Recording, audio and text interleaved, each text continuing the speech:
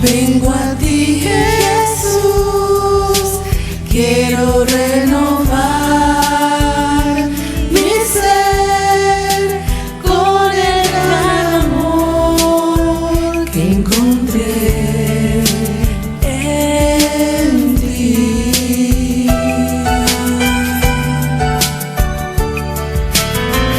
Yo sé que todo el mal, manchas que en mí están, se terminarán por tu gracia y amor.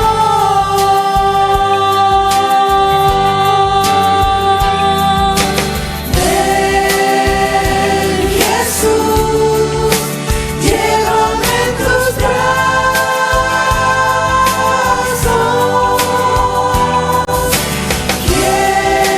Quiero estar siempre junto a ti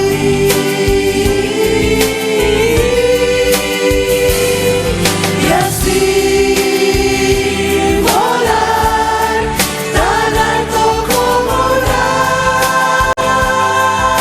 ave, pues quiero recibir tu espíritu en mí por tu gracia y amor.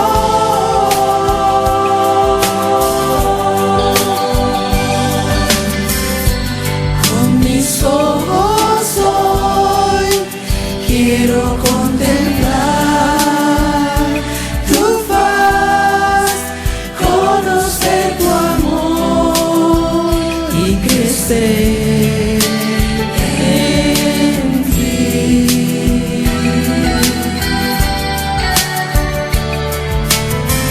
Renueva mi pensar, enséñame de tu gran verdad cada día más, por tu gracia y amor.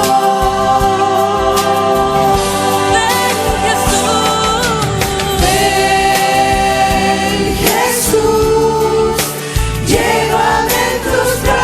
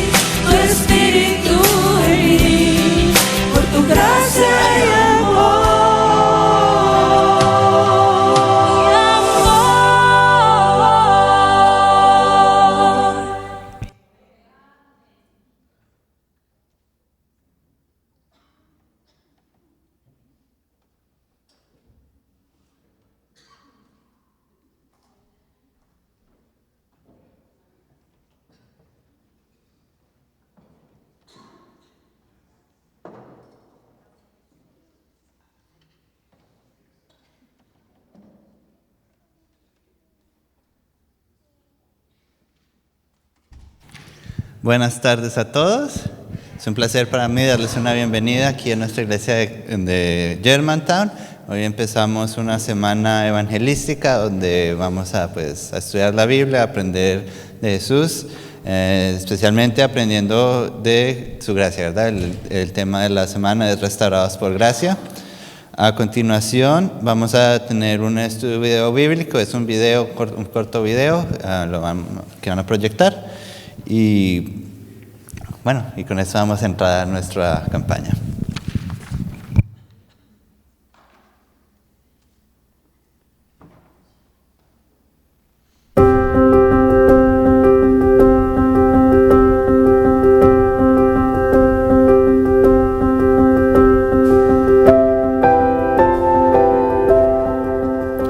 Hola querido, Dios es amor.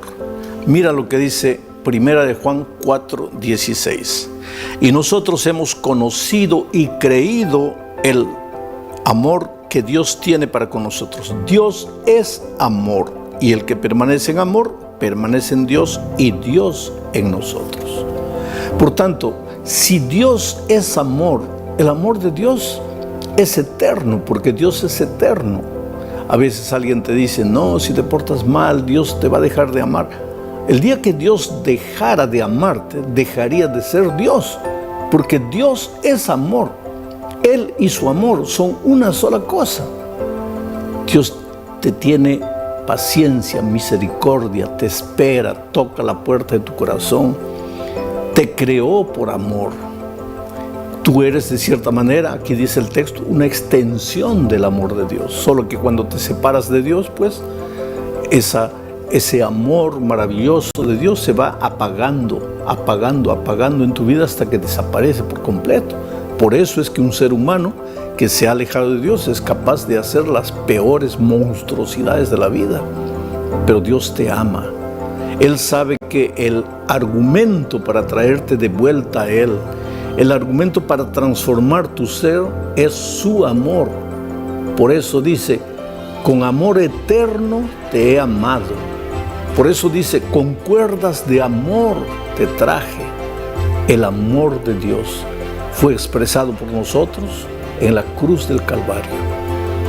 Dios te amó de tal manera que cuando estabas condenado a muerte, cuando no tenías salida, cuando no sabías qué hacer, cuando no sabías para dónde ir, Él dijo a su Hijo, ve.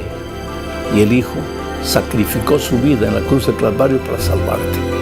Por eso, no rechaces el amor de Dios. Acepta su amor, entrégate a Jesús, ríndete a Él, porque Dios es amor y nosotros somos una extensión de su maravilloso amor.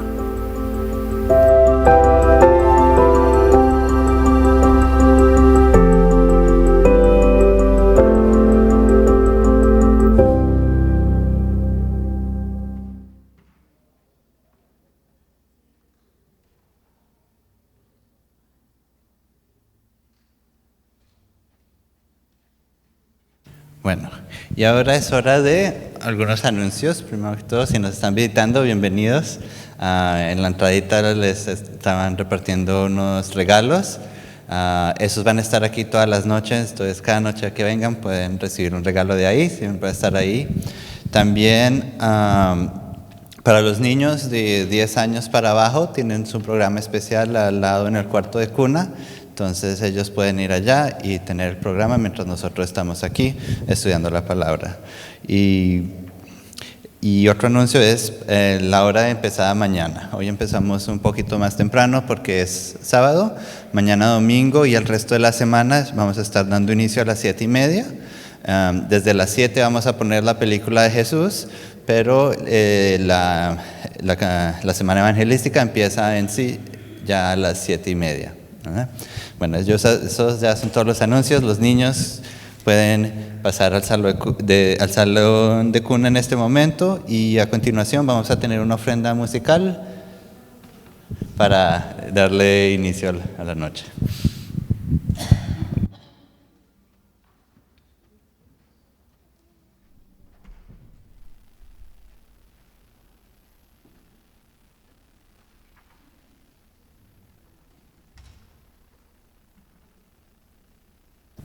para honra y gloria de Dios.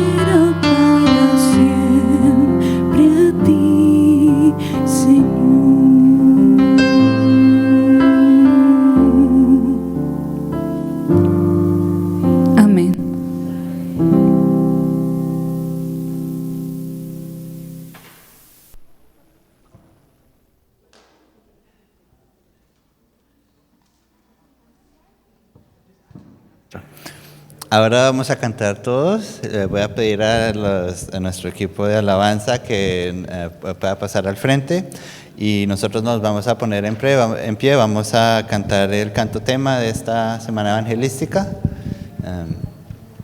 Entonces, el servicio de canto pueden dirigirnos.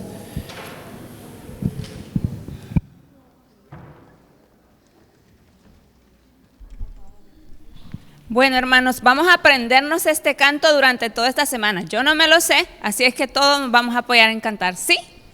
Bueno, listo.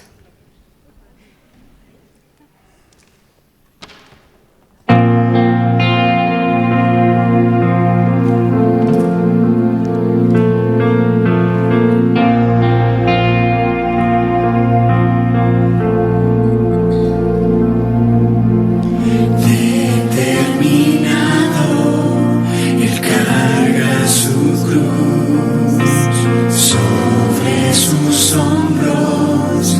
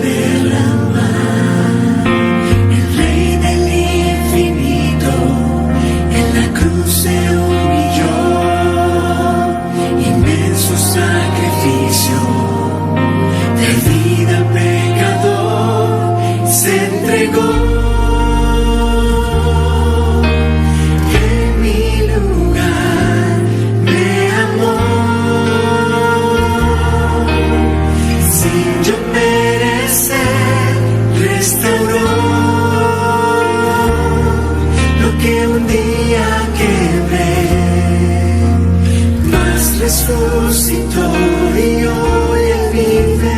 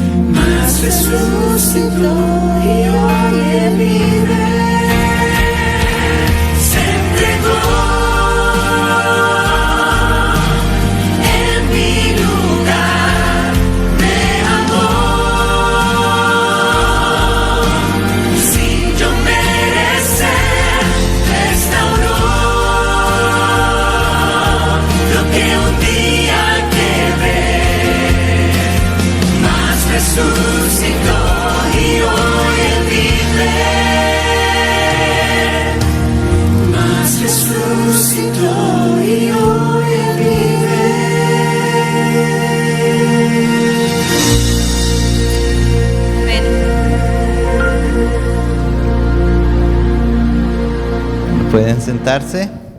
Ahora vamos ya a darle el tiempo al pastor Javier Mejía, que nos va a estar acompañando esta semana y va a estar exponiendo la palabra de Dios para nosotros. Pastor, adelante para usted el tiempo. Buenas tardes, buenas noches, hermanos, amigos. Estamos listos para nuestro segundo tema.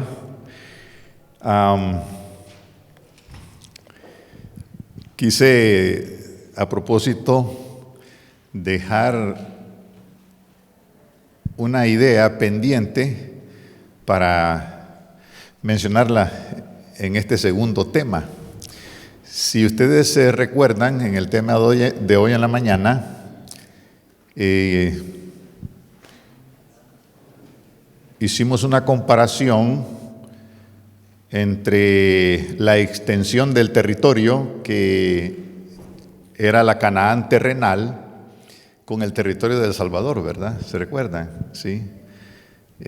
La Canaán terrenal, decíamos, tiene una extensión de unos entre 22,000 y 25,000 kilómetros cuadrados. Y mencionábamos a Salvador, por acá mi hermano citaba los 21,000 kilómetros cuadrados, que es la extensión territorial de El Salvador. Similar, ¿verdad? En la mañana decíamos que en ese territorio tan pequeño existía esa increíble variedad de climas, esa combinación de climas mediterráneos, montañosos, subtropicales, semiáridos, desérticos, que hacía que a lo largo y a lo ancho de ese pequeño espacio territorial se pudiesen identificar aproximadamente unas 40 pequeñas microrregiones en las que se daban condiciones excepcionales para la producción agrícola y para una extraordinaria variedad ecológica. Y que como resultado de eso, decíamos esta mañana, ahí se producían olivos, trigos, cereales, datileras de diferentes especies, higueras, cítricos, verduras, legumbres, hortalizas, olivos, decimos, ¿verdad? Sí, trigo, vides de diferentes especies, uvas, qué sé yo, etcétera.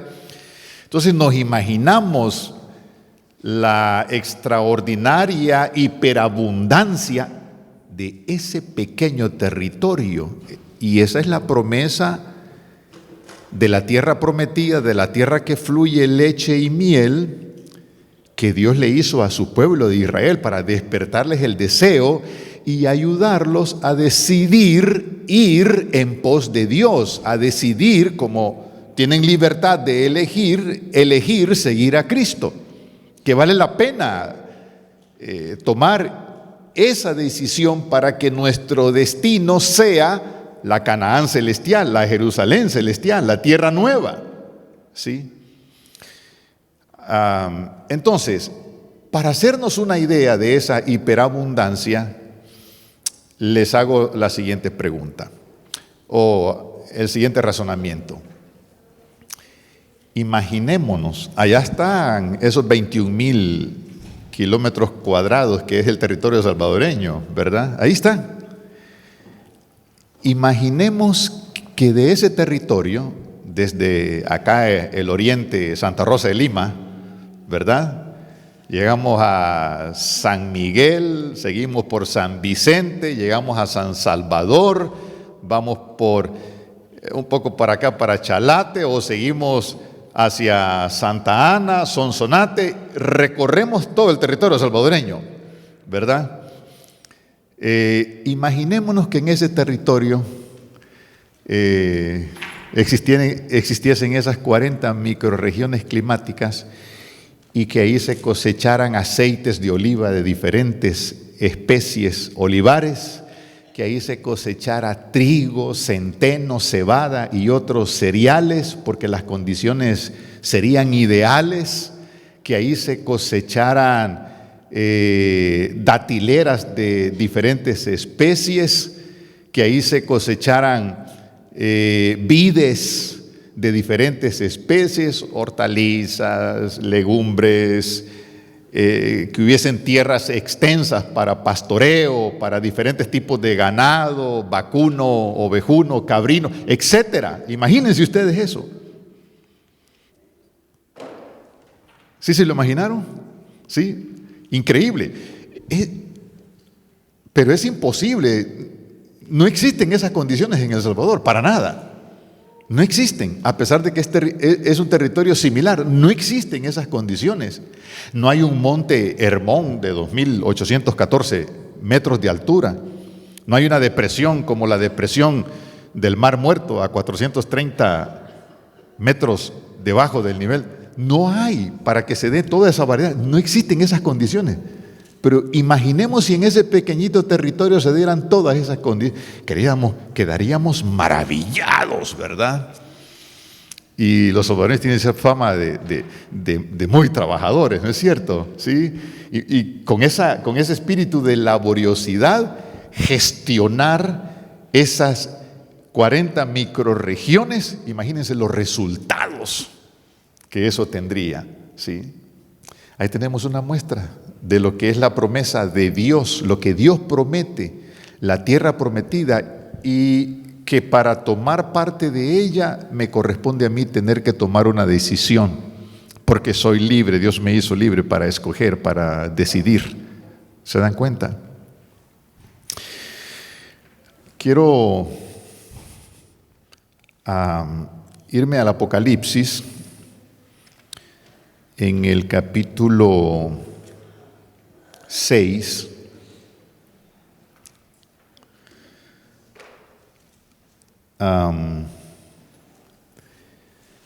Y el versículo 17,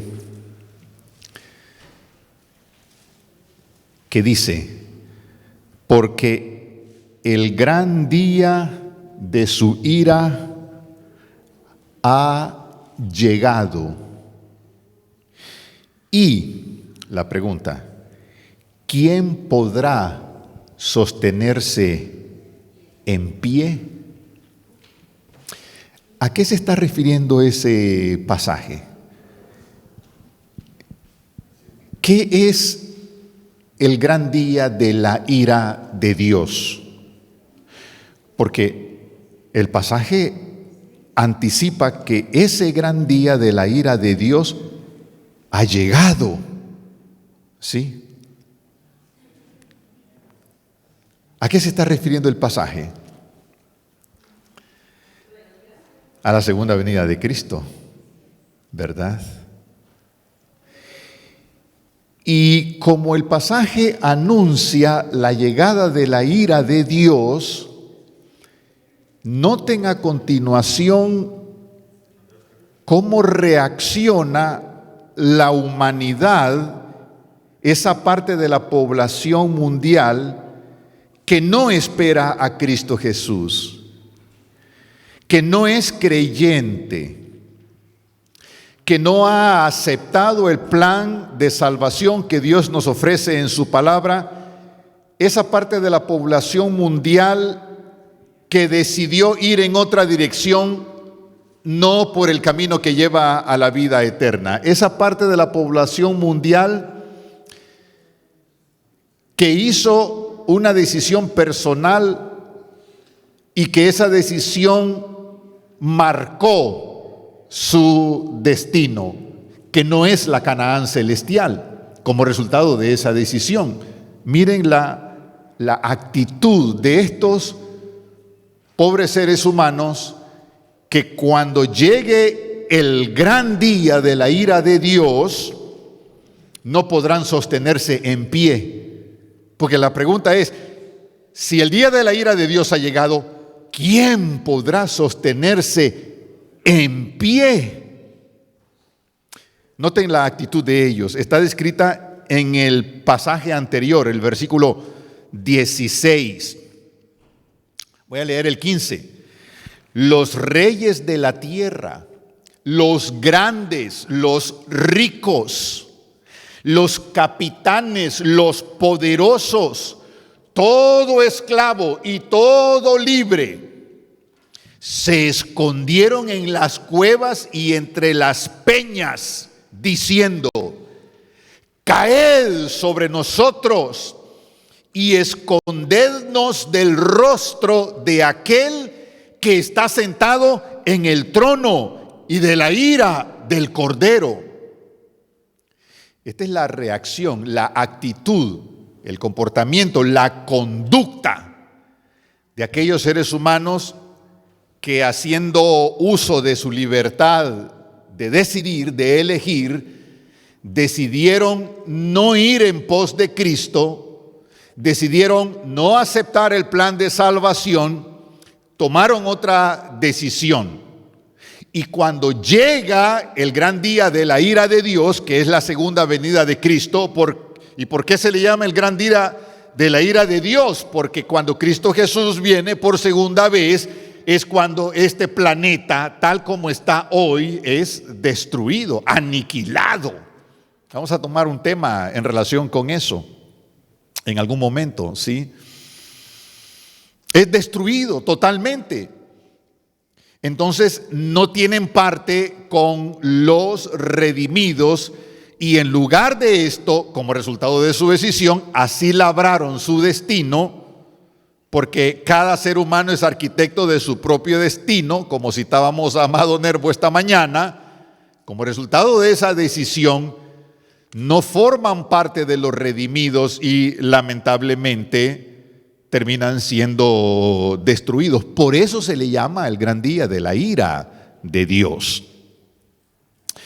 Ahora, ese pasaje que acabamos de leer, o esos pasajes, se encuentran en el marco del sexto sello del Apocalipsis. Estamos familiarizados con los 7 sellos del Apocalipsis, ¿no es cierto? Este es el sexto sello. Está en el marco, en el contexto del sexto sello del Apocalipsis. Nosotros, como iglesia adventista, hemos interpretado que los 7 sellos del Apocalipsis corresponden a 7 períodos de la historia humana, desde los días de Cristo hasta el final de esa historia que ocurre cuando Cristo Jesús viene por segunda vez. Es similar al mensaje de las 7 iglesias que se encuentran en Apocalipsis el capítulo 2 y 3. Es una historia contada. Es como si tomáramos un libro que nos cuenta la historia del mundo desde los días de Cristo hasta el fin de la historia que ocurre con la segunda venida de Cristo, organizado ese libro en 7 capítulos. Y no hay un 8º capítulo, si se dan cuenta. No, con el 7º capítulo se cierra la historia. Pues similar es el mensaje de los 7 sellos. Con el 7º sello se cierra la historia de la humanidad con la segunda venida de Cristo. Los pasajes que hemos leído, decía, pertenecen al sexto sello. Ahora, en el marco de ese sexto sello, aquí se nos dan algunas señales de la segunda venida de Cristo.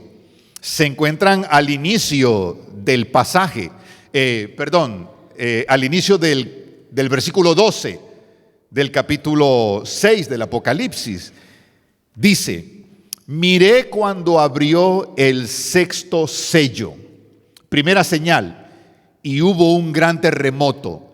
Noten, si los sellos corresponden a 7 períodos históricos desde los días de Cristo hasta que se da el fin del mundo causado por la segunda venida de Cristo, cuando estamos viviendo en el sexto sello, quiere decir que estamos viviendo en tiempos inminentes, ¿no es cierto? Quiere decir que la segunda venida de Cristo está allí, a las puertas, que los sucesos que ocurren dentro del marco del sexto sello son señales, son acontecimientos, sucesos que anuncian que Cristo está allí a las puertas, que ya viene. ¿Sí? Entonces, cuando se abre el sexto sello, primera señal, hubo un gran terremoto. Segunda señal, el sol se puso negro como tela de luto. Tercera señal, la luna entera se volvió toda como sangre. Y cuarta señal, las estrellas del cielo cayeron sobre la tierra como la higuera deja caer sus hijos cuando es sacudida por un fuerte viento. El cielo se replegó como un pergamino que se enrolla, y todo monte, toda isla fueron movidos de sus lugares. Señales de la segunda venida de Cristo. En la Biblia, pues ya ustedes saben cómo se estudia la Biblia, un poquito aquí, renglón por renglón, pensamiento tras pensamiento, y así se van entresacando las verdades de la palabra de Dios. Haciendo ese ejercicio, en la Biblia podemos reunir unas 53 señales de la segunda venida de Cristo. Tiempos peligrosos, por ejemplo, 2 Timoteo el capítulo 3 o Mateo 24, el sermón profético de Jesús, o Lucas 21, por ejemplo, qué sé yo. Ahí están todas esas señales dispersas por acá en el texto bíblico que anuncian la segunda venida de Cristo. Más o menos tenemos unas 53 aproximadamente. Esas 53 señales han sido organizadas en señales en el mundo de los acontecimientos físicos, de los fenómenos físicos. Estas que acabamos de leer aquí como parte del sexto sello están relacionadas con fenómenos físicos. El gran terremoto, el oscurecimiento del sol, la luna que se convierte como sangre, la caída de las estrellas, si se dan cuenta, son señales que tienen que ver con el mundo de los acontecimientos físicos, de los fenómenos físicos. Tenemos señales en el mundo de los acontecimientos sociales, tenemos señales en el mundo de los acontecimientos políticos, tenemos señales en el mundo de los acontecimientos económicos y una quinta categoría, señales en el mundo de los acontecimientos religiosos. La marca de la bestia, por ejemplo, el sello de Dios son parte de las señales en el mundo de los acontecimientos religiosos. El fin de la profecía de los 1260 años en el año 1789 es parte de señales en el fin de la profecía de los 2400 años en 1844 tiene que ver con señales en el mundo de los acontecimientos religiosos. Entonces ahí tenemos más o menos aglutinadas, agrupadas en esas 5 categorías aquellas 53 señales de la segunda venida de Cristo. En este caso, decía, las que acabamos de citar tienen que ver con los fenómenos físicos que acontecen previo a la segunda venida de Cristo. Ese terremoto que es anunciado allí, cuando vamos a la historia, encontramos el gran terremoto de Lisboa, que está bien documentado, que ocurrió el 1 de noviembre del año 1755. Unos 15 años después, el 19 de mayo del año 1780, si ustedes van a Google, ustedes googlean allí en cualquier motor de búsqueda, qué sé yo, cualquier inteligencia artificial, háblame del oscurecimiento del sol y de cómo la luna se convirtió como sangre. Y ahí está bien documentado. El terremoto de Lisboa, vayan, investiguenlo, ahí está. La caída de estrellas en 1833, eso fue el 13 de noviembre de ese año. Vayan, la caída de estrellas y busquen explicaciones científicas a ver si las hay para explicar esos fenómenos. No las hay. ¿Sí? Vayan y se documentan. Les estoy diciendo porque yo ya lo he hecho. ¿Sí? Entonces son fenómenos en el mundo de los acontecimientos físicos que son catalogados como sobrenaturales, porque no pueden ser explicados de manera natural. Es decir, cuando decimos que algo no puede ser explicado de manera natural, estamos diciendo que no puede ser explicado de manera científica. ¿Sí? Es sobrenatural porque la ciencia no lo puede explicar. Entonces, ahí tenemos algo de esas señales que anuncian la segunda venida de Cristo. En resumen, de lo que estamos hablando es de una condición en el planeta Tierra, en el seno de la humanidad, crítica, dramática, caótica. Son tiempos peligrosos, tiempos convulsionados socialmente, económicamente, políticamente, religiosamente.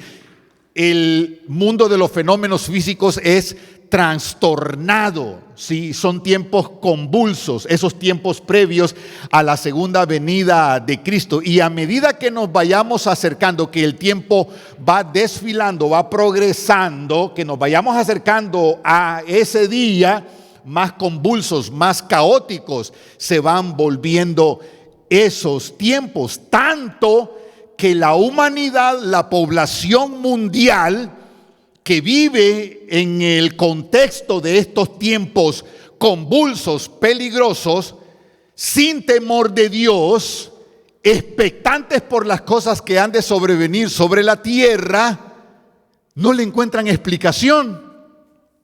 Pero tienen conciencia de que algo está mal en el planeta, que el planeta, las cosas en el planeta no están bien, que algo está aconteciendo, sucediendo, que está llevando al planeta hacia un estado de destrucción. Algo les dice, aunque no tienen temor de Dios, pero ven cómo el planeta está siendo convulso y cada vez degenerando más y más. Y esa es la razón por la que a día de hoy, si usted va a Google también o cualquier motor de inteligencia artificial y usted le dice, dame una lista de razones que el mundo no creyente da para explicar o teorías, para elaborar teorías acerca de la destrucción del mundo, y usted va a encontrar una larga lista. Una larga lista. Estoy hablando de la humanidad no creyente. El mismo mundo secular, profano, no creyente, tiene conciencia. Algo le dice, por la manera como observa el planeta que le rodea, que las cosas no están bien. Que este planeta de una u otra manera va avanzando hacia su destrucción. Y le hacen una lista. Esta mañana mencioné, creo que a Stephen Hawking, ¿no es cierto? Varias razones, ¿sí? Para citar aquí rapidito algunas de esas teorías le llaman heat death, por ejemplo, que tiene que ver con la ley de la termodinámica, ¿sí? Que es un calentamiento, es el fin, la destrucción del planeta por cuestiones térmicas, ¿sí? Calor extremo, ¿sí? Y tiene que ver con esta ley de la termodinámica. Hay otra teoría que le llaman el Big Crush, que es un colapso del universo. El universo deja de expandirse y entonces esas 2000 billones de galaxias que existen se detienen, todos los sistemas estelares se detienen en ese universo inmenso, infinito, y entonces como resultado de la fuerza de la gravedad, el universo colapsa. Es una teoría y que implica no solo el fin de este mundo, sino la destrucción de todo el universo. Hay otra teoría, le llaman el Big Rift, que es un desgarramiento total del mismo universo también. Se produce una aceleración excesiva de todos los objetos celestes y entonces hay una separación entre ellos, se rompe las fuerzas que de alguna manera los mantienen unidos y qué sé yo.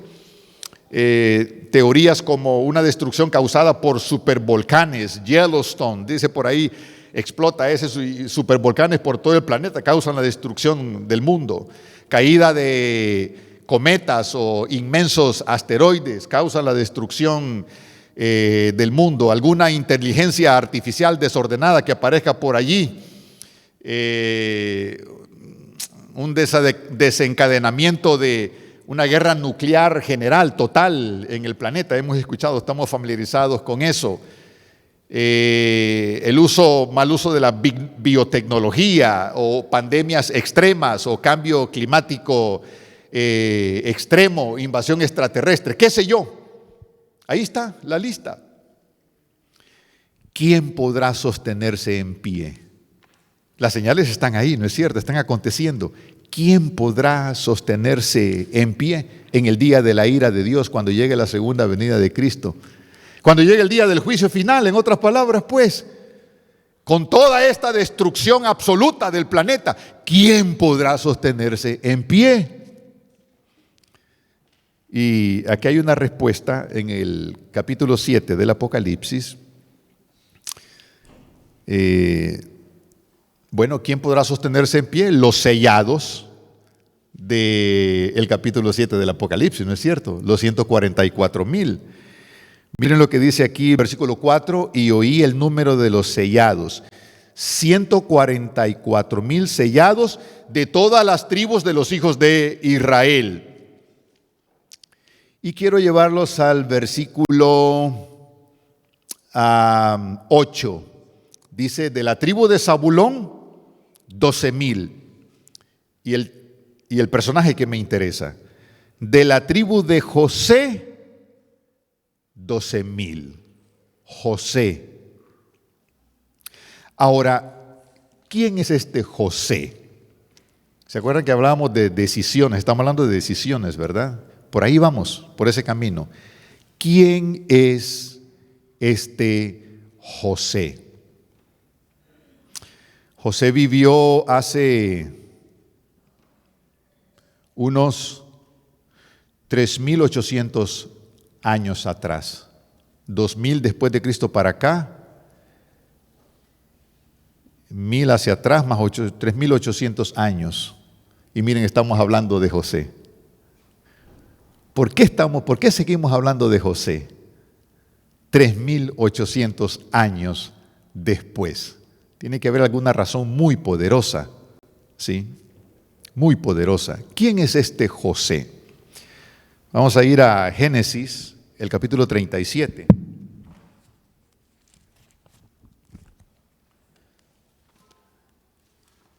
Para que hagamos un resumen acerca de quién es este José. José era el hijo de Jacob y de Raquel, ¿cierto? A partir del capítulo 37 del Génesis se nos empieza a hablar acerca de su vida.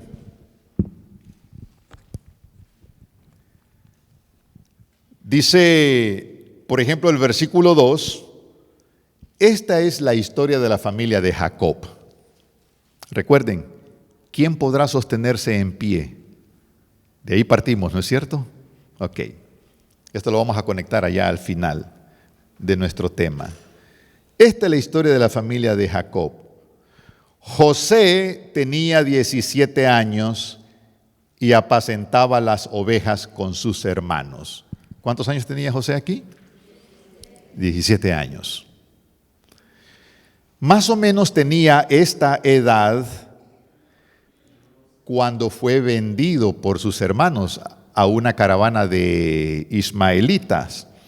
Vamos a poner ahí en pantalla el versículo 28, por favor, de Génesis 37. Porque sus hermanos lo envidiaban, tenían celos de él. Era a estas alturas el menor entre 11 hermanos y el papá lo consentía, le hizo una túnica de colores y eso despertaba muchos celos. Además, era soñador y desde jovencito Dios empezó a comunicarse con él para revelarle asuntos extraordinarios. Su misma vida, como vamos a ver más adelante, nos muestra una decisión que él tomó extraordinaria que marcó el destino eterno de su vida, de la vida de José. La vamos a ver más adelante, ¿sí? Y sus hermanos le llamaban el soñador. Miren, por ejemplo, el versículo 19. Cuando su papá, los hermanos estaban apacentando las ovejas, resumimos rapidito, y entonces el papá lo envió con alimentos y qué sé yo, víveres, y para saber cómo estaban los hermanos. Fue a buscarlos y cuando los hermanos lo vieron venir, dijeron el uno al otro, ahí viene el soñador. Pero era más que soñador, era profeta. Y recuerden que estamos hablando acá de señales proféticas de la segunda venida de Cristo, ¿no es cierto? Estamos anticipando la profecía de la segunda venida de Cristo, la más grande de las profecías bíblicas, así como en algún momento la primera venida de Cristo, su muerte en la cruz fue profetizada por los santos hombres de Dios que hablaron siendo inspirados por el Espíritu Santo. ¿Sí? Pues los hermanos le llamaban soñador. Ahí viene el soñador. Ahora pues, venid, dijeron, complotaron entre ellos, matémoslo y echémoslo en una cisterna. Y entonces le vamos a decir a nuestro padre Jacob, alguna mala bestia lo devoró. Y una vez que hayamos hecho eso, dijeron ellos, veremos entonces qué será de sus sueños. Porque en uno de esos sueños, José aparecía, ¿se acuerdan de los sueños de José, verdad? Aparecía siendo mayor que sus hermanos y aún mayor que su padre y que su madre. ¿Sí?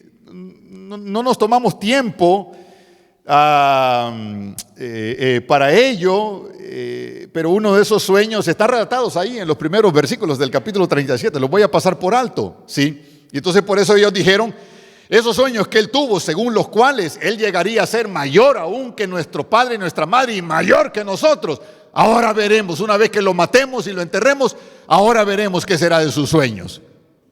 Porque con la idea de matarlo, ahí se acababan los sueños. Lo que le había sido revelado a José en sueños, al profeta, al jovencito profeta José en sueños. Pero entonces Judá, uno de esos hermanos, lo defendió. Miren el versículo 26. Entonces Judá dijo a sus hermanos, ¿qué vamos a ganar con matar a nuestro hermano y ocultar su muerte? Venid y vendámoslo a los ismaelitas, pero no le pongamos las manos encima, porque es nuestro hermano, nuestra propia carne. No pierdan de vista esta intercesión de Judá en favor de su hermano José, porque en uno de estos temas eso va a ser muy significativo. Y entonces sus hermanos convinieron con él, escucharon el consejo. Así que cuando pasaban los mercaderes madianitas, dice el versículo 28, sacaron ellos a José de la cisterna, lo trajeron arriba y lo vendieron a los ismaelitas por 20 piezas de plata. Y estos se llevaron a José a Egipto. ¿De dónde se lo llevaron? ¿Dónde acontecieron estos hechos? ¿En qué tierra? En Canaán. ¿Y de Canaán se lo llevaron a dónde? A Egipto. ¿Cuántos años tenía José? 17 años. Los siguientes capítulos nos van haciendo un resumen de la vida de José. Por ejemplo, me voy a saltar el 38, es el capítulo cuenta la historia de Judá con Tamar, su nuera. ¿Sí? En algún momento vamos a ver esa historia, es como un paréntesis. Pero luego el versículo 39 sigue relatando la historia de José. Ahí se nos cuenta la historia cuando llegó a Egipto, cómo fue contratado en casa de Potifar, un funcionario principal del faraón, que era el primer poder, el rey de Egipto, y cómo a resultas de la gestión de José, porque fue vendido, fue comprado como esclavo y llevado a la casa de este funcionario llamado Potifar, ¿sí? Y como resultado de su gestión, Potifar le encargó su hacienda, su casa. Potifar empezó a prosperar, porque dice el texto bíblico que Jehová estaba con José, ¿sí? Y empezó a prosperar, a pesar de que había sido llevado como esclavo a Egipto. La bendición de Jehová no se detenía, lo hacía prosperar. Pero en ese contexto, como a los 10 años aproximadamente, porque José sirvió como el administrador de los bienes de la hacienda de Potifar, más o menos unos 10 años, la esposa de Potifar o la mujer de Potifar, infatuada, porque dice el texto bíblico que José era de buen parecer, diríamos en términos modernos, era guapo, tenía un buen porte, físicamente era bien parecido. Y la mujer, la esposa de Potifar, se infatuó con este hombre bien parecido, joven, bien parecido. Se infatuó y quiso dormir con él. Esa es la historia que se cuenta en el capítulo 39, ¿sí? Y conocemos la historia. José no se dejó seducir por las pretensiones de aquella mujer. Y cuando, sabemos que llegó al extremo que la mujer se quedó con la ropa de José, lo dejó desnudo totalmente, ¿cierto? Y toda la historia, cómo lo acusó y empezó a gritar, este hombre ha querido abusar de mí, etcétera. No era cierto, porque el texto bíblico nos revela la verdad de lo acontecido, ¿sí? Y conocemos esa decisión de José. En algún momento, ante el ofrecimiento de la mujer, José le dijo, no, tu amo, tu esposo, tu marido, no me ha negado absolutamente. Todo está bajo mi jurisdicción como mayordomo, como administrador. menos tú, porque eres la esposa de él, pero por encima de todo, ¿cómo cometería yo este gran mal contra Jehová? Decisiones. Esa es una decisión de santidad, ¿no es cierto? De mantenerse puro, limpio, santo. Decisiones. Así se construye tu destino. Porque tú eres el arquitecto de tu destino. Eres un amasijo. A lo largo de todos tus 70, 80 años te las pasas tomando decisiones, eligiendo. Y en este caso, cuando veamos la historia de Judá y Tamar, vamos a ver lo opuesto en el caso de Judá. ¿Sí? Pero la historia de José, hermano de Judá, es completamente diferente. El resultado de nuestras decisiones, cómo yo cometería este grande mal, conciencia de la presencia de Dios. Y no se dio a la tentación.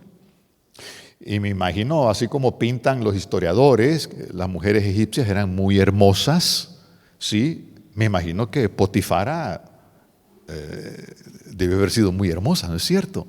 Sí. Y cuánto tiempo lo anduvo correteando en esos pasillos, no nos cuenta el relato bíblico, pero sí nos los podemos imaginar, ¿no es cierto? Hasta que llegó un momento que la mujer infatuada no se aguantó más y prácticamente abusó de él. No se consumó el acto, pero sí, su intención era esa. Sí.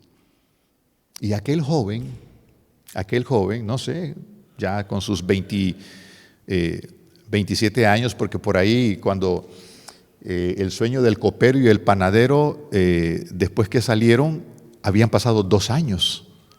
Entonces ahí tenemos 12 años. Sí, y posiblemente el copero y el panadero, cuando José interpretó los sueños del copero y el panadero, posiblemente ya tenía 1 año de estar en la cárcel. Posiblemente pasó unos 3 años en la cárcel.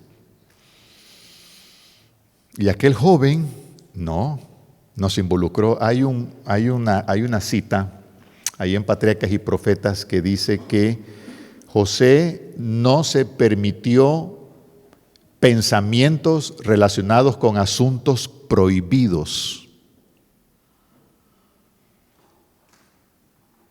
Y entonces yo le pregunto a mi mente, a mi cerebro aquí, de hombre, ¿cómo yo controlo esta mente en relación con asuntos prohibidos? ¿Sí me entienden, verdad? Sí. O sea, esa decisión, lo menciono así porque uno tiene que ser lo más transparente posible. Lo menciono de esa manera porque eso nos ayuda a entender la magnitud de la profundidad de la decisión de José de ser fiel a Dios, y se convierte en un modelo de fidelidad. Y me hace que nos sintamos inspirados, motivados, movidos a ser fieles a Dios en todo lo que Él pide, fidelidad de parte de nosotros, por amor a nuestro Padre que está en los cielos, y ese plan de salvación que Él ha elaborado con nosotros. ¿Sí? Tengan presente ese acto de fidelidad de José, porque lo vamos a citar allá al final. Ese es el capítulo 39. El capítulo 40, José, cuando interpreta el sueño del copero y del panadero. El capítulo 41, cuando José interpreta el sueño del faraón, ¿se acuerda? Las 7 vacas flacas, las 7 vacas gordas, las 7 espigas desnutridas y las 7 espigas lozanas llenas de fruto. Cuenta, interpreta el sueño del faraón. Era profeta, como Daniel. ¿Se acuerdan Daniel y Nabucodonosor? El sueño de Nabucodonosor, ahí en Daniel el capítulo 2, que le fue revelado al profeta Daniel siendo un jovencito también, porque había sido arrebatado jovencito cuando el imperio babilónico capturó Jerusalén y se lo llevaron cautivo, jovencito, a Babilonia, y no se contaminó allá en Babilonia, ni con la comida del rey, ni con nada de Babilonia se contaminó Daniel el profeta. Fue jovencito, sirvió en la corte de Babilonia, sirvió en la corte del imperio medo-persa y se mantuvo fiel a su Dios. profeta. José, profeta. Y como profeta interpreta el sueño del faraón. Y le dice qué es lo que hay que hacer para contrarrestar aquella debacle económica que se cernía sobre la potencia mundial número 1 de aquel entonces, que era el poderoso Egipto. Y le propuso un plan, no solo le reveló, le interpretó proféticamente el contenido del sueño, el significado del sueño, sino que le propuso un plan para contrarrestar los efectos de los 7 años de hambre. Y cuando Faraón lo escuchó, le dijo, porque José le dijo, mire, señor rey, búsquese un hombre que ejecute este plan en prevención por aquellos 7 años de hambre que vendrán. Búsquese un... Entonces Faraón le dice, no tengo que buscarlo, lo tengo enfrente de mí. Ese hombre era José. Y entonces a partir de ahí lo nombró el hombre más poderoso de la potencia mundial de aquel entonces. Solo Faraón estaba por encima de él. ¿Sí? Así que era el administrador de la potencia mundial de aquel entonces, porque eso era Egipto, José. Ahora, ¿qué edad tenía José cuando fue sacado de la prisión? Ya dijimos 10 años con Potifar, 1 año posiblemente en la cárcel, 11. Llega el copero, el panadero del faraón que los había mandado a la cárcel, le revela sus sueños, pasan 2 años y cuando el faraón tiene sus sueños, no encuentra a nadie que se lo interprete. ¿Y quién es que se había salvado? De los 2, del copero y el panadero, ¿quién se había salvado? ¿Se acuerdan? El copero le dice, se me olvidó, hace 2 años cuando yo estaba en la cárcel, allá conocí a un muchacho y le habla de José y entonces él me reveló el sueño y exactamente como lo reveló, así aconteció con el panadero y así aconteció conmigo como copero. Y entonces el faraón dice, mándelo a sacar. Lo afeitaron, se cambió bien, se presentó delante del faraón. El faraón le contó su sueño de las 7 vacas flacas, las 7 espigas. Se lo interpreta a José, le diseña el plan para salvar a Egipto de la debacle económica que sobreviene, y entonces es elevado al cargo de el ministro, primer ministro de Egipto, y nadie más estaba sobre él, solo Faraón. ¿Qué edad tenía José? Dice el versículo 46 del capítulo 41, era José de edad de 30 años cuando fue presentado delante del faraón, el rey de Egipto. 30 años. ¿Sí? 30 años. Y luego los siguientes capítulos nos hablan de los hermanos de José cuando van en busca de alimentos y cómo Dios levanta un pueblo allá en Egipto, cómo llega finalmente José y toda la familia de Jacob, llegan a Egipto, y finalmente allá el capítulo 50 del Génesis dice el versículo 26, murió José a la edad de 110 años, lo embalsamaron, porque los grandes dignatarios egipcios, así se les honraba cuando morían, ¿no es cierto? Eran embalsamados para enterrarlos en esas pirámides o en el Valle de los Reyes para asegurar su supuesta inmortalidad con todos sus tesoros, etcétera, etcétera. ¿Sí? Así que lo embalsamaron y lo pusieron en un ataúd. ¿Dónde? En Egipto. Dice el texto, ¿verdad? En Egipto. ¿De qué edad muere José? 110 años. Bien.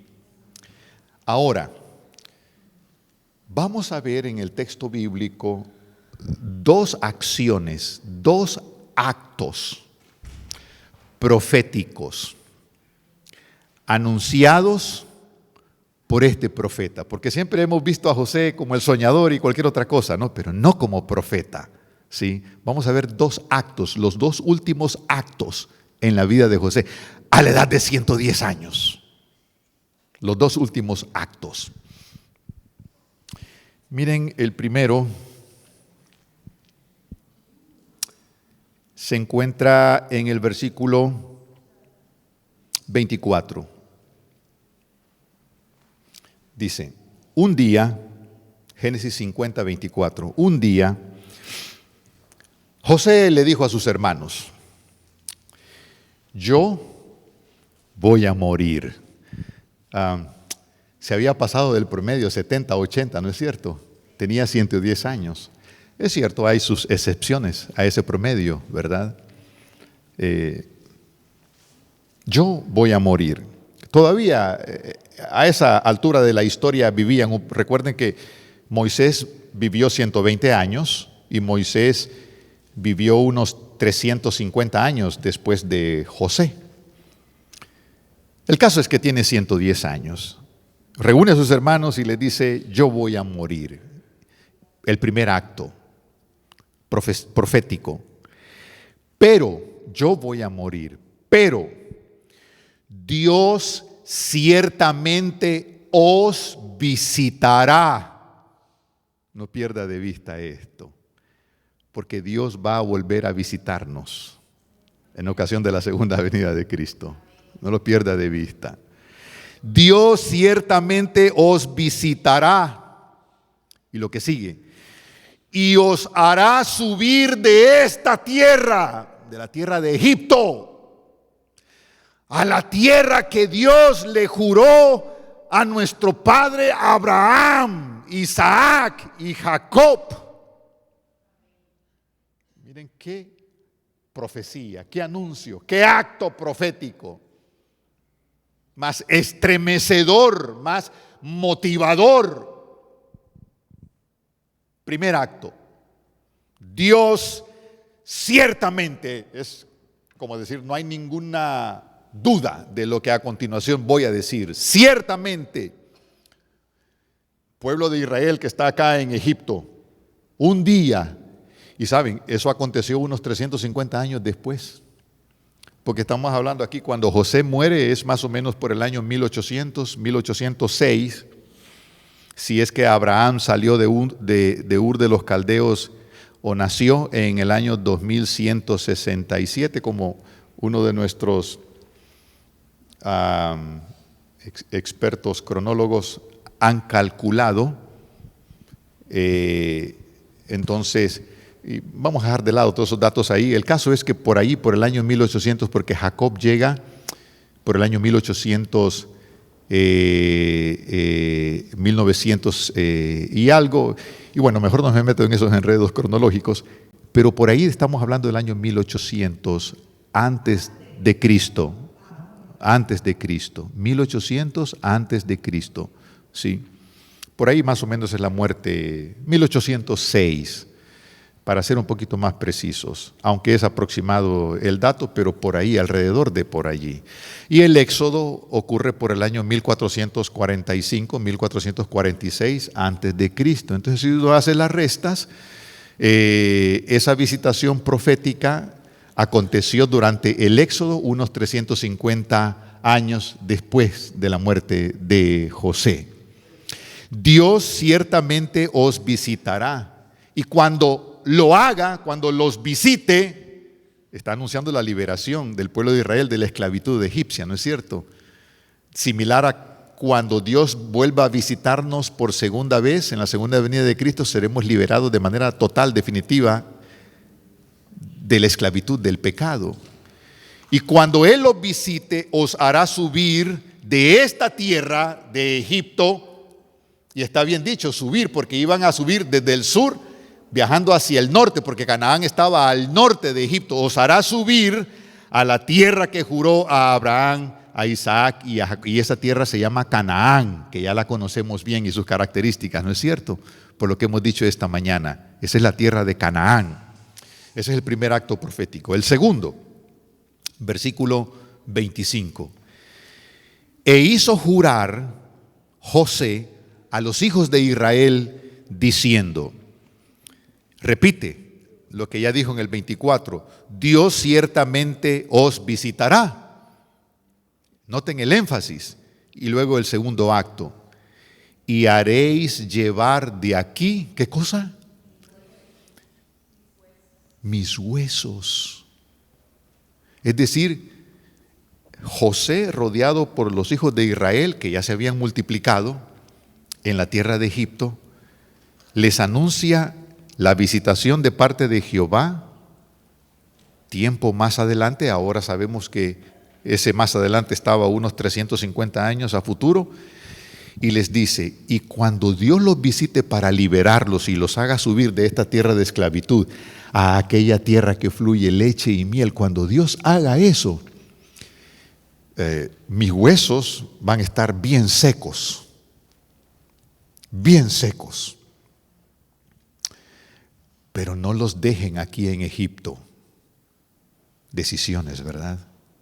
No los dejen en Egipto, sino que los van a tomar del sepulcro donde estén. Los van a tomar y se los van a llevar con ustedes fuera de Egipto. Dos actos proféticos extraordinarios en la vida de José.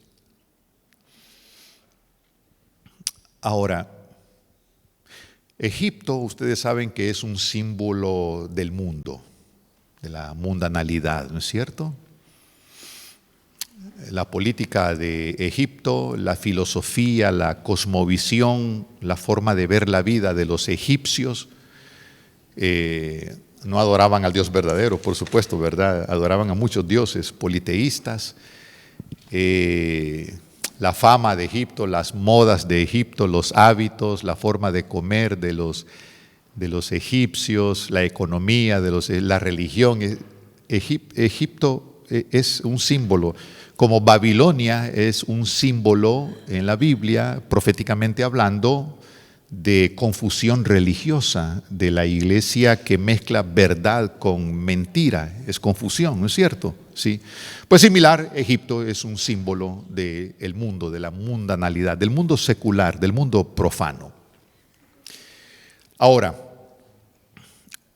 ¿de qué edad llegó José a Egipto? 17 años. ¿De qué edad murió? 110. ¿Cuántos años vivió en Egipto? Hagan la cuenta.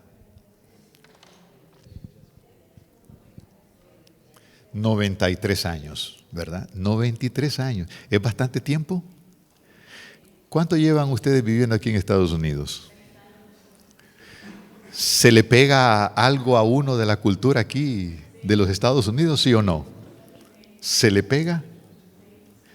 Hasta es peligroso, ¿no es cierto? En términos de la fe, de nuestra fidelidad. Es peligroso, ¿sí?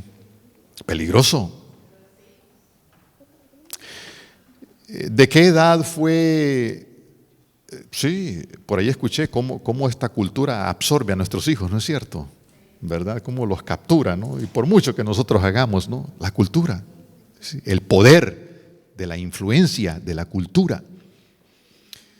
93 años viviendo en Egipto, toda su vida, prácticamente. ¿De qué edad lo pusieron como primer ministro? Entonces, imagínense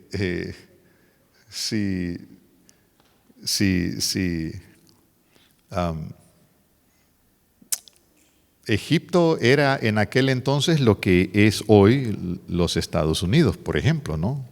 Una superpotencia, ¿verdad? Una potencia mundial. Y imagínense que alguien que viene de otras partes, de afuera, y de pronto lo nombran el presidente de los Estados Unidos, ¿no? O un altísimo cargo dentro del gobierno de los Estados Unidos, ¿sí? Y eso fue lo que pasó con José. ¿Y cuántos años pasó en ese cargo? De 30 a 110, 80 años.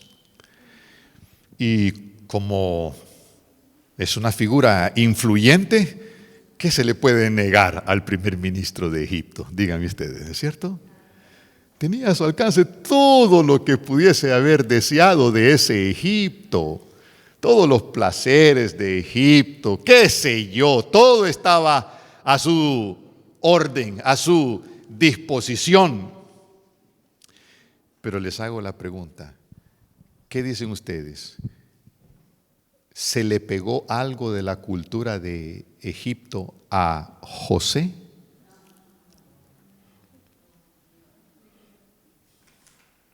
Extraordinario, ¿no es cierto? A tal extremo que cuando él muere, se aseguró de pedirle cuando está en su lecho y sabe que sus 70 u 80 años están llegando al final, que su existencia está llegando al final. Reúne a sus hermanos, les anuncia el momento en que Dios habrá de visitarlos para liberarlos de la esclavitud egipcia. Se lo reitera 1, 2 veces. Jehová los habrá de visitar y les hará subir de esta tierra a la tierra que le juró a nuestro padre Abraham, a nuestro padre Isaac, a nuestro padre Jacob. Tierra de libertad, tierra de abundancia. Y entonces le dice, y miren, hermanos míos, cuando eso ocurra, yo ya no voy a estar entre los vivos, entre ustedes. Mis huesos ya estarán secos. Pero ahí donde estén, vayan y búsquenlos. No los dejen aquí en Egipto. Llévenselos a la Canaán terrenal. Porque José sabía, como buen profeta que era, que esa Canaán terrenal era un anticipo, una figura de la Canaán celestial. Y estaba diciéndole, yo no quiero quedarme aquí en este mundo, en esta mundalidad aquí en Egipto. Esa decisión la mantuvo a lo largo de toda su vida, de 93 años y de 80 años. Firme. Aquí en Éxodo, el capítulo 13, miren, les voy a leer el versículo 19, Éxodo 13, 19. Se relata lo que ocurrió 350 años después, cuando los hijos de Israel estaban saliendo de Egipto, liberados de la esclavitud durante los 430 años que habían sido esclavos en Egipto. Miren lo que dice el versículo 19. Versículo 17, luego que el faraón dejó ir al pueblo, después de las plagas, ¿se acuerdan? Sí. Y por allá en Apocalipsis también hay unas 7 postreras plagas antes de la segunda venida de Cristo, antes de la visita de ese día cuando Cristo Jesús vuelva a visitar a su pueblo para liberarlo de la esclavitud del pecado. ¿Se dan cuenta? Sí.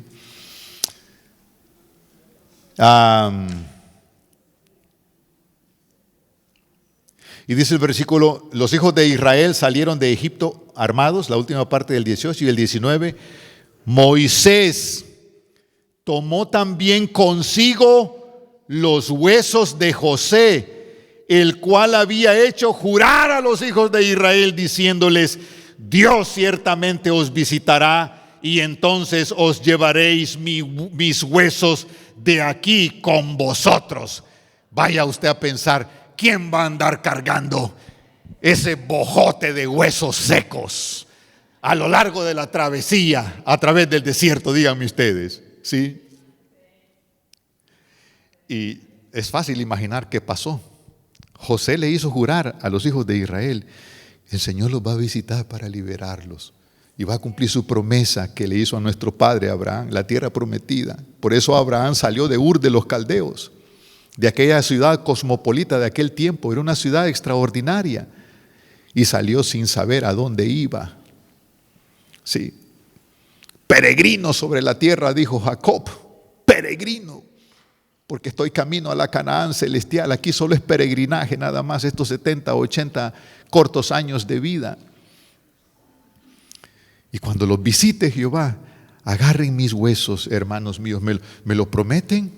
Y todos seguramente, sí. ¿Y qué hicieron los israelitas cuando José muere? Lo embalsaman y lo meten en un ataúd. ¿Qué hicieron? ¿La generación sabía dónde estaban los huesos de José? ¿Que se iban secando poco a poco? Sí. ¿La generación de él? Por supuesto. Pero esa generación pasó, ¿verdad?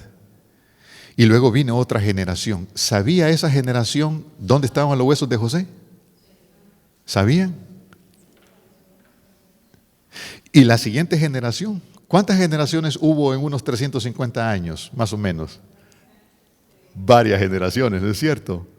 Varias generaciones, ¿sí? Una tras otra.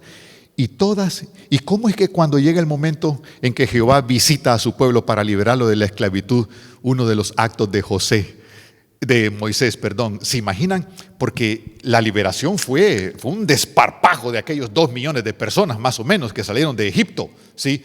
Las masas no habían terminado de leudar, las agarraron, las envolvieron apresuradas en mantas, las hierbas, y salieron corriendo porque había que salir, y Egipto fue despojado, los urgieron a que salieran porque se dieron cuenta que todas aquellas plagas, toda aquella maldición era como resultado de la terquedad del faraón de no dejar ir al pueblo de Dios.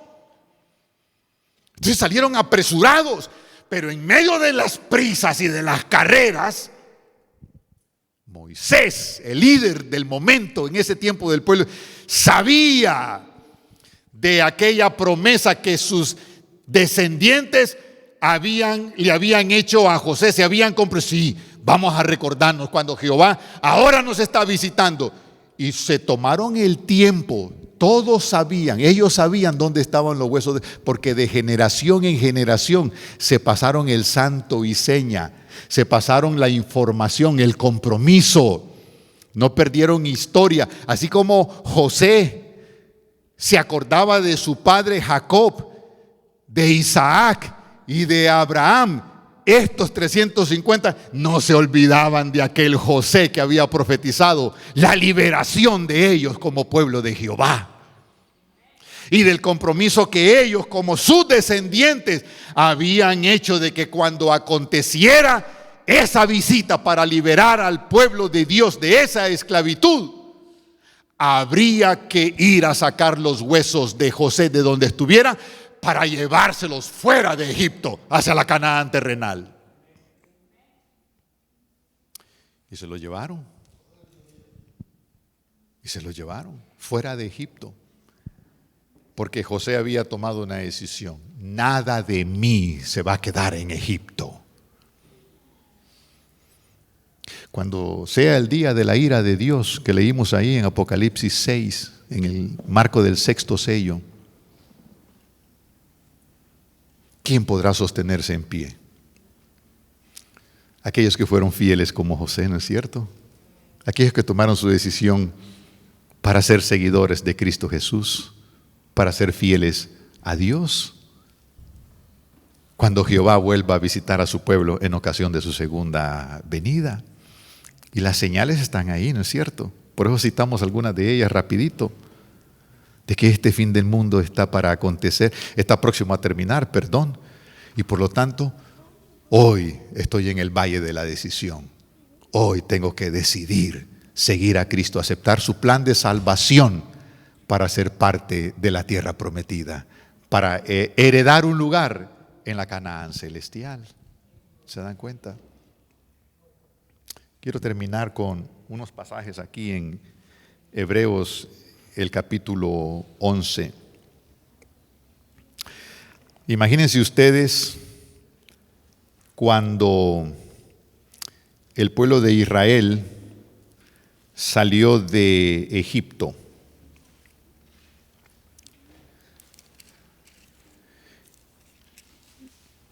Alguien iba cargando con los huesos de José.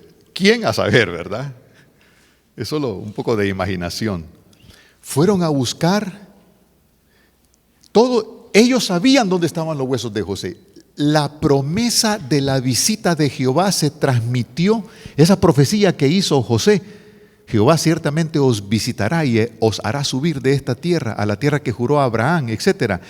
Esa promesa se transmitió de generación en generación. Era la promesa de la liberación. Así como la promesa de la segunda venida de Cristo se ha transmitido de generación en generación, ¿no es cierto? ¿Hace cuánto se viene anunciando esa promesa? Hace 2000 años. Desde que Cristo murió, resucitó y ascendió al cielo. Varones, Hechos capítulo 1, ¿verdad? Este mismo Jesús que habéis visto subir al cielo, este mismo Jesús, así vendrá del cielo, anunciando la segunda venida. Desde entonces se viene anunciando, ¿no es cierto? Y cómo se ha transmitido la promesa de la segunda venida, que Jehová volverá a visitar a su pueblo por segunda vez. ¿Cómo se ha transmitido? Pues así se transmitió aquella profecía que anunciaba que Jehová iba a visitar a su pueblo para liberarlo de la esclavitud egipcia. Entonces, de generación en generación se transmitió esa profecía, esa promesa. Pero también se transmitió el juramento que José les hizo hacer a sus hermanos. Y cuando los visite Jehová, van a agarrar mis huesos de aquí y se los van a llevar fuera de Egipto. Y cuando aconteció esa visitación, Moisés, el líder, lo tenía claro. Vayan a buscar los huesos de José. Y alguien fue, o no sé cuántos fueron, sabían dónde estaban esos huesos. Tomaron esos huesos y se los llevaron. Y ya sabemos que no entraron directamente en la tierra prometida por la mala decisión que tomaron, ¿se acuerdan? Hoy en la mañana lo comentamos, ¿es cierto? Y tuvieron que vagar ¿cuántos años en el desierto? 40 años. Y allí está en el texto bíblico registrado que después de esos 40 años, cuando finalmente entraron a Canaán, pero aquella generación rebelde no entró, solo entró Josué y Caleb. Ahí entonces sepultaron los huesos de José. ¿Dónde los sepultaron?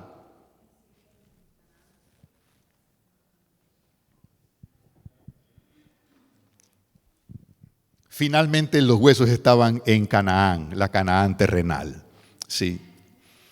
Miren lo que dice Hebreos 11, es como aquí tenemos en Estados Unidos el salón de la fama del béisbol, del fútbol americano, etc. ¿Sí? Por simples deportes, ¿no? Semejante ceremonias, ¿verdad? Y toda la alaraca que se hace. Aquí en Hebreos 11 tenemos el salón de los héroes de la fe. Este es el que a mí me interesa, ¿sí? El salón de los héroes de la fe. Por mucho que a mí me ha gustado el deporte y qué sé yo, no, eso es pasatiempo, nada más. Eso no tiene trascendencia. Esto tiene trascendencia. Miren lo que dice el versículo 22. José, aquí está Moisés en el salón de los héroes de la fe. Aquí está Abel, es parte de es como si uno entrara a ese salón y recorriera el salón, ¿verdad? Ahí está una fotografía de Enoc, ahí está Abel, Abraham, ahí está David, ahí está Jacob, qué sé yo, el salón de los héroes de la fe. Sara está en ese salón y José es parte de ese salón de los héroes de la fe. Algún mérito, y se dicen el mérito por el cual Enoc, por ejemplo, se encuentra en el salón de los héroes de la fe. Se dice el mérito por el cual Abraham es parte del salón de los héroes de la fe. Por ejemplo, de Abraham dice que obedeció para salir al lugar que había de recibir como herencia y salió sin saber a dónde iba. Ese es el mérito. Creyó por fe. Y así se van diciendo los méritos, ¿verdad? De José, ¿cuál es el mérito que lo hace acreditar un lugar en el salón de los héroes de la fe? Hebreos 11, 22 dice: por la fe José, al morir, Hebreo fue escrito por el apóstol Pablo, mencionó la salida de los hijos de Israel, la liberación. Y segundo, dio mandamiento acerca de sus huesos. ¿Se dan cuenta? Sí. Por la fe anunció la salida, la liberación del pueblo de Israel, 1, y 2, dio un mandamiento acerca de sus huesos. ¿Cuál fue el mandamiento que dio? Cuando Jehová los visite, saquen mis huesos, no los dejen en Egipto. No quiero que queden en Egipto.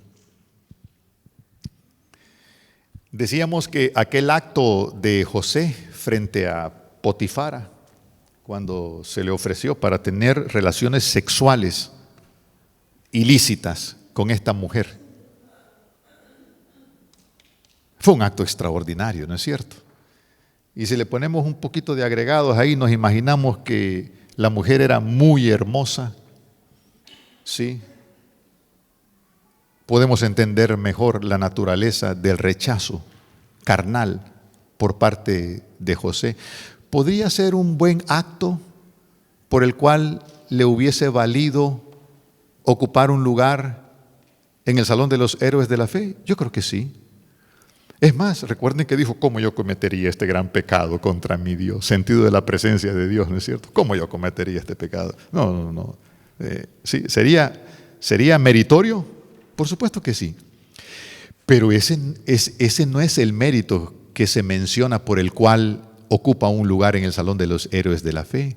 No, es por el mandamiento que dio acerca de sus huesos, por anunciar que Jehová habría de visitar a su pueblo y liberarlo de la esclavitud egipcia, y el mandamiento que dio, la voluntad, la decisión irresoluta que tomó de que sus huesos no quedaran en Egipto.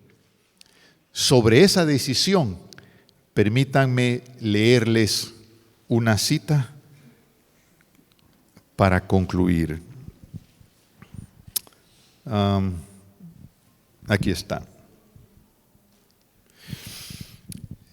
Esta cita comenta que cuando él fue vendido por sus hermanos a la edad de 17 años, y cuando la caravana de ismaelitas que había pagado por él para ir a venderlo como esclavo a Egipto se iba alejando, comenta ese capítulo en Patriarcas y Profetas que José volvió su mirada hacia atrás. Y allá en la lejanía, él sabía, allá quedaban las casas de su amado padre Jacob. Y en ese momento, sin saber qué le va a deparar ese viaje llevado a tierra extraña, tomó una decisión. Les voy a leer esa decisión textualmente. Su alma se conmovió y tomó la alta resolución de mostrarse fiel a Dios y de obrar en cualquier circunstancia como convenía a un súbdito del Rey de los cielos. Qué hermoso, ¿verdad? Su alma, me imagino, un muchacho de 17 años. Un muchacho, un cipote de 17 años. Un niño, un jovencito de 17 años. Arrebatado de esa manera tan cruel del hogar paterno y llevado a una tierra extraña, no sabía qué le habría de deparar el futuro. Y en medio de esas circunstancias tan terribles, su alma se conmovió y tomó la alta resolución de mostrarse fiel a Dios y de obrar en cualquier circunstancia como convenía a un súbdito del Rey de los cielos. Tenía conciencia de que hay un Dios en los cielos y que Él es un siervo, un súbdito del Rey de los cielos. Así que cuando se le presentó aquella situación con Potifara, él ya había tomado su decisión tiempo atrás. Unos 10 años atrás había tomado esa decisión de comportarse en cualquier circunstancia como conviene que se comporte un individuo que es consciente que es súbdito del Rey de los cielos, que es consciente que es un hijo de Dios, que hay un Dios en los cielos. Serviría al Señor con corazón íntegro, afrontaría con toda fortaleza las pruebas que le deparara su suerte y cumpliría todo deber con fidelidad.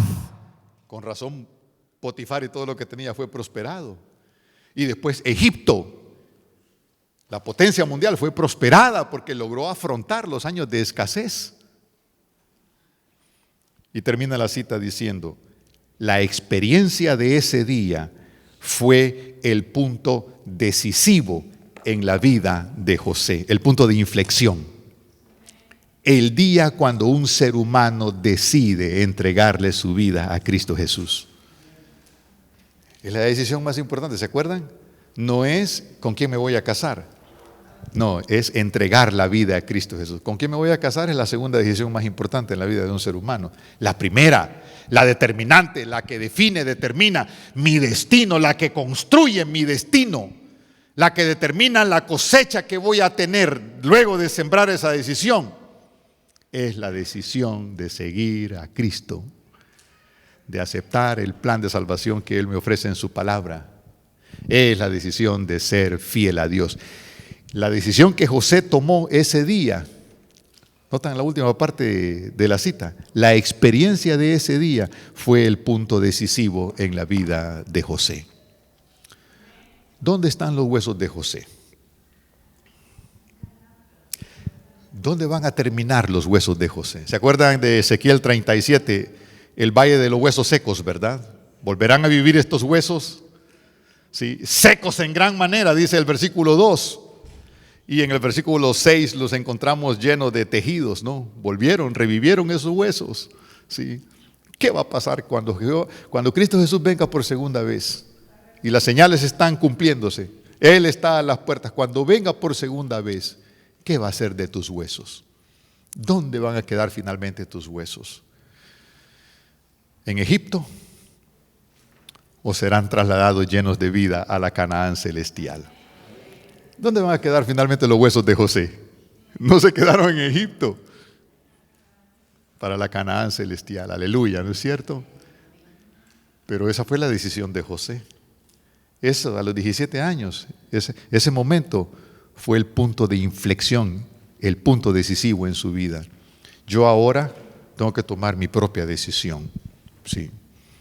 Y esa decisión va a ser el punto decisivo de mi vida. Cuando Jehová vuelva a visitar a su pueblo para liberarlo de la esclavitud del pecado, cuando Él venga por segunda vez, ¿dónde quedarán tus huesos? Esa es tu decisión. Que el Señor nos bendiga para escoger bien.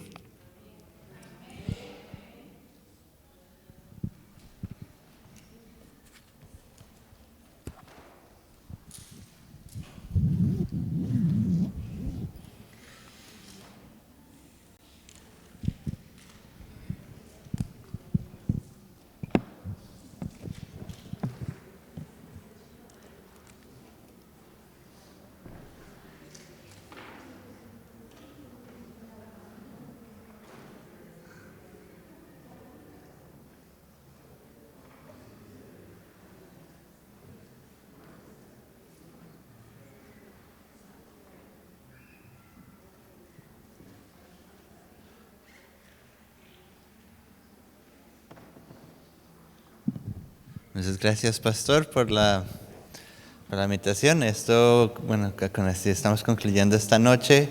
No se les olvide, mañana continuamos. ¿A qué horas les dije? 7:30, bien. Okay, entonces aquí los esperamos a todos mañana.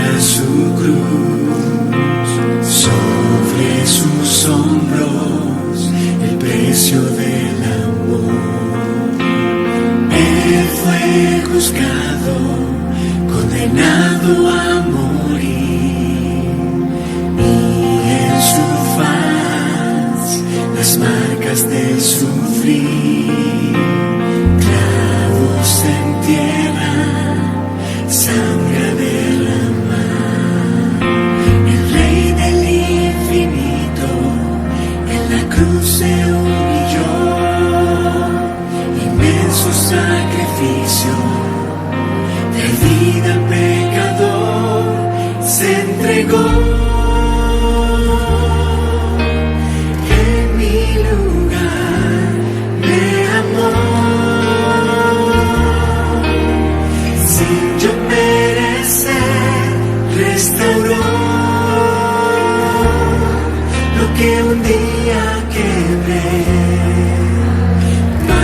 resucitó y hoy Él vive.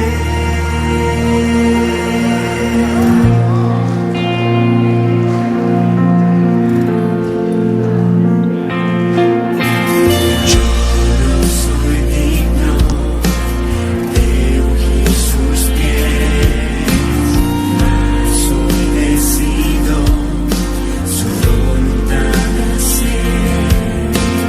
Toca hoy mis ojos para que vea tu luz. Guíame al camino donde pueda ver tu cruz. Se entregó en mi lugar de amor, sin yo merecer, restauró lo que un día quebré, mas resucitó y hoy Él vive. Soy restaurado en Cristo, soy nueva criatura, la infinita gracia me alcanzó. Soy restaurado en Cristo, soy nueva criatura, la infinita gracia me alcanzó. Se entregó en mi lugar, me amó, sin yo merecer, restauró lo que un día quebré, mas resucitó y hoy Él vive.